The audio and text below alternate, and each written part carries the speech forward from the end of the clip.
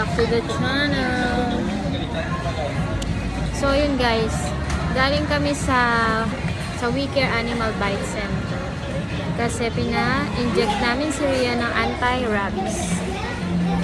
Yan. Kagabi kasi, ay nakaupo kami doon. Kagabi kasi na ano siya, na nandun siya sa kabila ay ng in-laws ko, kabila lang naman yun. Tapos may aso kasi doon na baby pa, tapos wala pang injection. Tapos nung umuwi siya, maya maya nung kumakain na kami ng dinner, nagsabi siya na may sugat siya. Tapos ang una niyang sinabi, nakagat daw siya ng aso.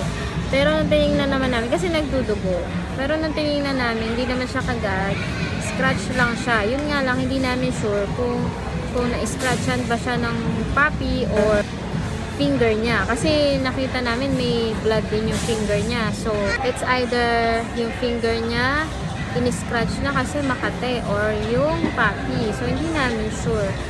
Siyempre, ayun naman ang kampante kasi hindi namin siya makausap ng matino. Iba-iba yung sinasabi niya. Nakakainis.